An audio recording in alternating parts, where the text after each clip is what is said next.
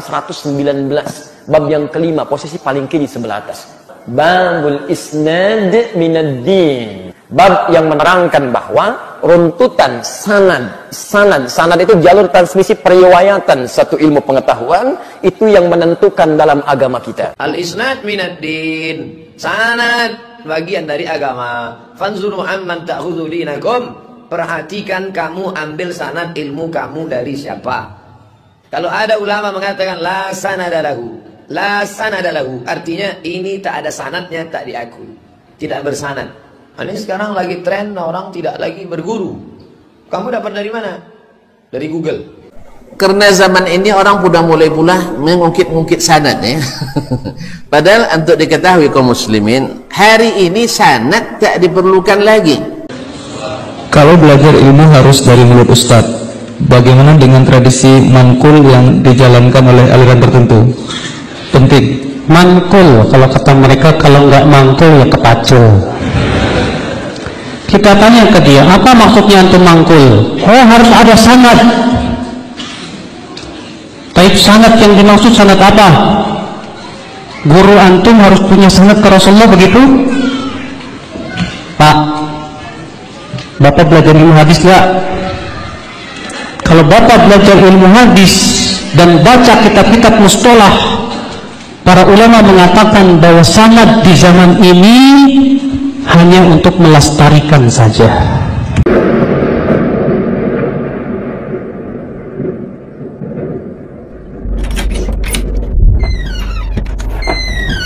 Assalamualaikum warahmatullahi wabarakatuh. Selamat datang di channel yang inspiratif dan informatif, menyajikan data dan fakta dengan menyadarkan Al-Quran sebagai tolak ukur kebenaran secara kritis, adil dan mencerahkan.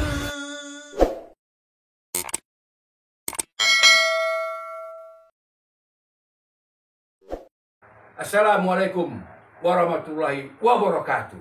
Alhamdulillahirabbil alamin. Allah senantiasa melindungi kita, memberi rahmat kepada kita semua, kepada saudaraku seiman seislam, semangat salaf dimanapun kalian berada, di Pekanbaru, di Nusa Tenggara Barat, Nusa Tenggara Timur, Sumatera Utara, Padang, Jambi, Aceh, Medan, semua kita bersaudara walaupun dipisahkan pulau dan tempat. Alhamdulillah. Inilah tradisi budaya orang-orang tasawuf, tarekat, makrifat, sufisme, hantu belang. Pakai sanad. Pakai sanad. Harus pakai sanad. Berguru harus pakai sanad. Ini tradisi-tradisi orang-orang tasawuf yang tidak ada dalam Islam. Mari kita dengarkan ya. Biar tidak berkepanjangan aku bicara, kita dengarkan bagaimana mereka tentang sanad.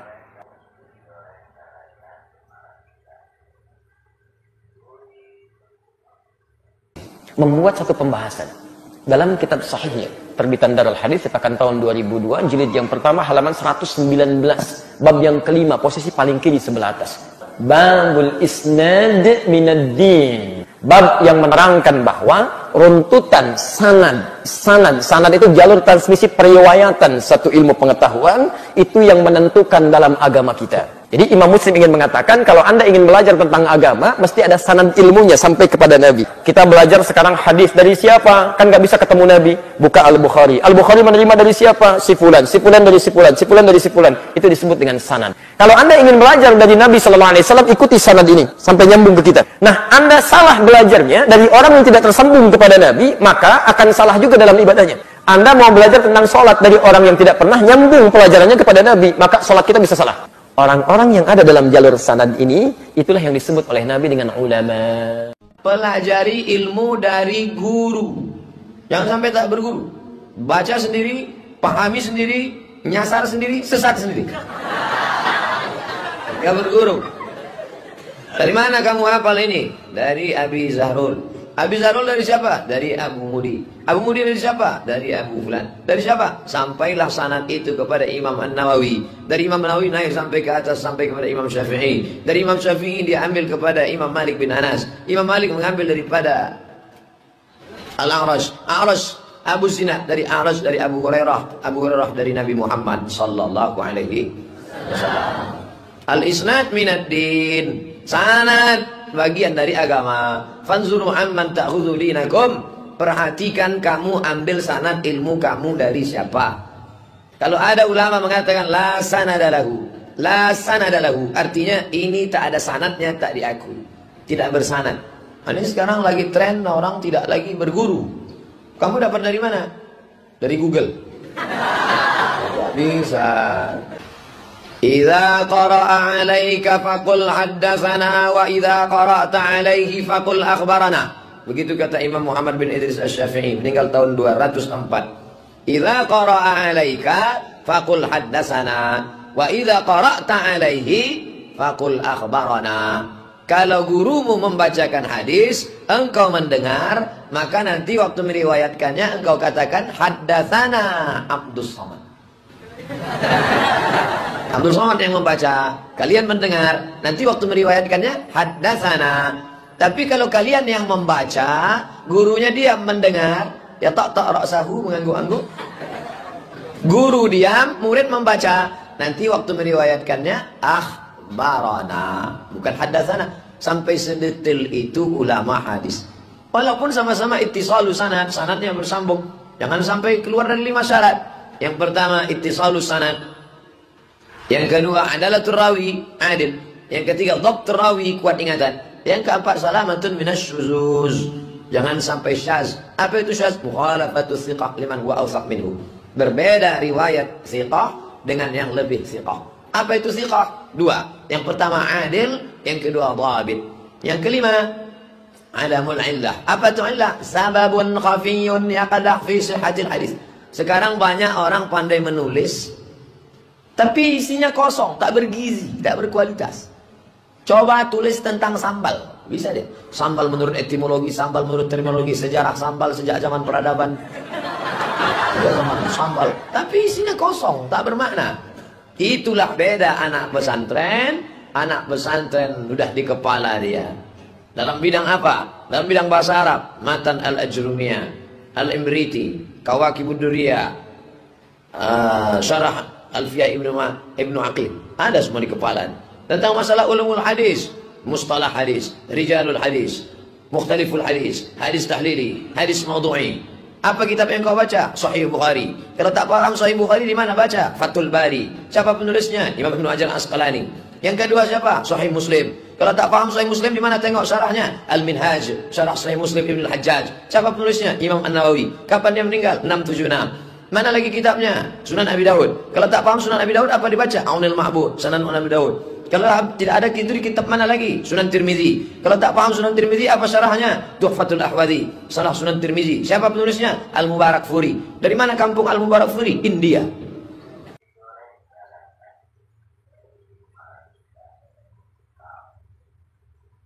Sanad. Itulah penjelasan orang-orang tasawuf tentang sanad. Apa benar? Kita berguru menuntut ilmu harus pakai sanad. Ini penjelasannya ulama pewaris Nabi. Ulama pewaris Nabi yang menyampaikan Quran dan Sunnah objektif, akurat, otentik. Pentingkah sanad? Yuk kita dengarkan. Ulama pewaris Nabi dari Pekanbaru. Karena zaman ini orang sudah mulai pula mengungkit-ungkit sanad ya. Padahal untuk diketahui kaum muslimin, hari ini sanad tak diperlukan lagi. Kalau diperlukan lagi sanad, nanti tuntut wajib sanad semua, tidak sah agamanya kecuali pakai sanad. Ini bahaya. Yang kedua, hari ini sanadnya rata-rata banyak diisi orang-orang muttahamin bil kadzib, yang terancam atau tertuduh berdusta. Sebab kaedah muttaham bil kadzib itu, kalau diterapkan kaedah ahli hadis dalam ilmu mustalah, muttaham bil kadzib orang yang pernah berbohong 1 kali dalam pembicaraannya sesama manusia. Sekarang saya nak tanya, tolong tunjuk tangan di antara tuan-tuan yang tak pernah berbohong selama hidupnya. Tunjuk tangan. Balipet tangan. Ini belum terbukti berbohong dalam hadis Nabi. Kalau sudah terbukti berbohong dalam hadis Nabi alaihissalatu wassalam, baik sengaja maupun tidak, maka sudah. Kalau yang sengaja langsung jadi kadzdzab, pembohong besar, walaupun hanya dalam suatu hadis dia berbohong. Ada hadis palsu, dia tahu itu hadis palsu, maka diriwayatkan juga tanpa menjelaskan dan dijadikannya dalil, maka orang ini, kata Nabi sallallahu alaihi wasallam, man haddatsa anni haditsan yura annahu kadzib fa huwa ahadul kadzibain atau ahadul kadzibin. Siapa yang meriwayatkan dariku satu hadis dan dia ragu itu hadis palsu atau bukan, dusta atau bukan, maka tetap diriwayatkannya, maka orang ini termasuk salah satu dari dua orang yang berbohong atau salah satu dari orang-orang yang berbohong. Makanya tidak ada yang berani loh. Ya, siapa yang tidak pernah duto, alhamdulillah tidak ada berani. Nah, sanad-sanad zaman sekarang ini tidak muktamad lagi. Jadi kalaupun ada sanad, tapi bukan untuk menjadikannya sebagai landasan terima atau tidak riwayat. Paham? Sebab apa? Karena hadis-hadis Nabi alaihi salatu wassalam, bahkan athar-athar sahabatul kiram, bahkan athar dari at-tabi'in al-izam, semuanya sudah dibukukan oleh ulama-ulama besar kita dengan sanad-sanad yang muktamad, yang penuh dengan orang-orang yang tak pernah berbohong di antara mereka dalam kehidupannya, orang-orang yang tak tercatat berbohong. Wallahu musta'an. Oleh itu kaum muslimin dan muslimat dirahmati Allah, kalau nak sanad juga hari ini kebanyakan mungkin tidak muktamad karena penuh dengan orang-orang yang suka iya. Tapi saya tidak duduk antum dusta, tidak. Tapi tidak sedikit hari ini, atau hampir semua kita pernah berdusta. Sampai-sampai ketika anak ngajar di kampus, ketika masuk dalam contoh muttaham bil kadzib, contoh tentang fasik, ketika berbicara tentang adalatul rawi yang adil, itu orang yang bebas dari sebab-sebab kefasikan. Lalu ditafsirkan oleh Imam Ibnu Hajar, apa makna fasik? Adalah irtikabu kabiratin au israrin ala saghiratin, yaitu melakukan satu kali dosa besar atau sering melakukan dosa kecil. Ini namanya fasik. Lalu saya anak tanya kepada mahasiswa, apa contohnya dosa kecil? Apa contohnya dosa kecil? Maka diantaranya ada yang menjawab, contohnya dusta, Ustaz. Subhanallah, dusta termasuk dosa kecil. Tapi saya berbaik sangka, mungkin dia salah dengar. Ya, mungkin salah dengar. Apa dosa di waktu kecil?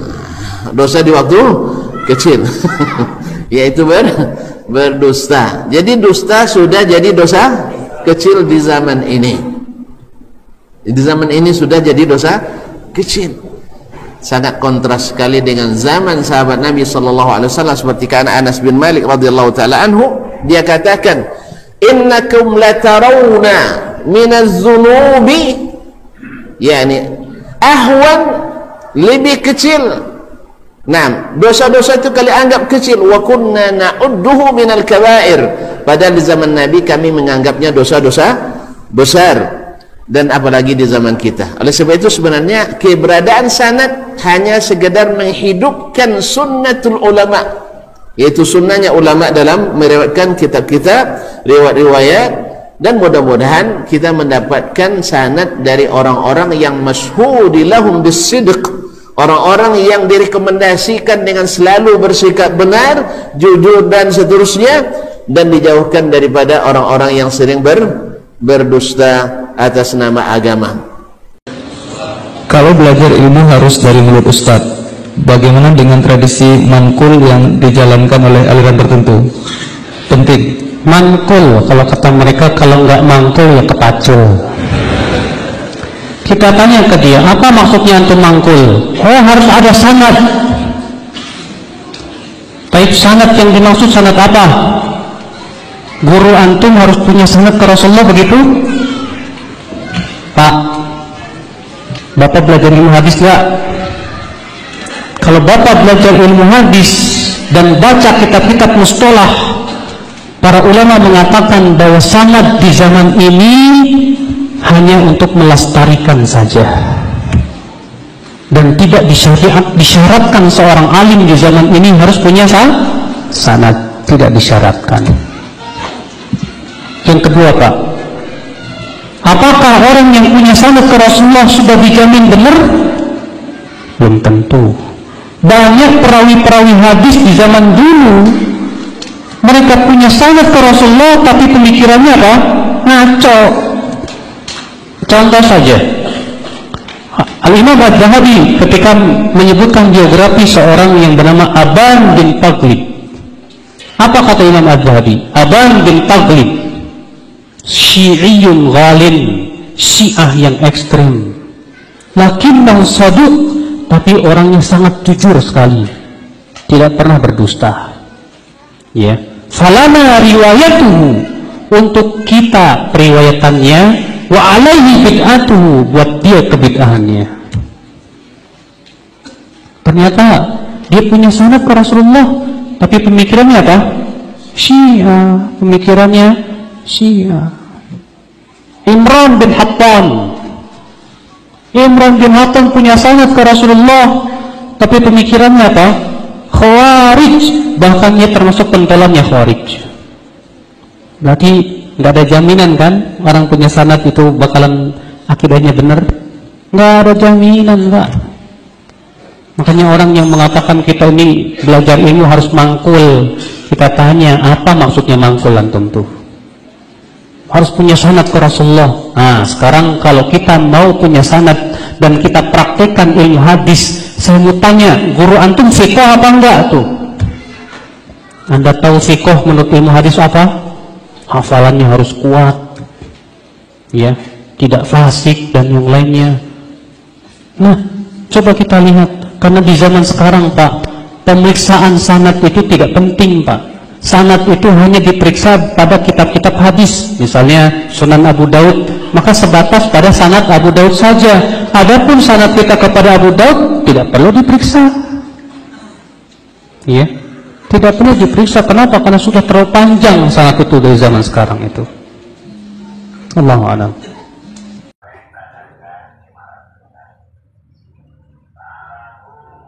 Segar, cerah, otak tak pusing lagi. Otak tak mumut lagi. Belajar aja sama guru. Tak perlu pakai sanad. Tak penting pakai sanad. Kita bukan orang tasawuf. Kita bukan orang tarekat. Berguru saja. Belajar kepada ahli-ahli Al-Quran. Ahli-ahli Al-Hadis. Ulama boros Nabi.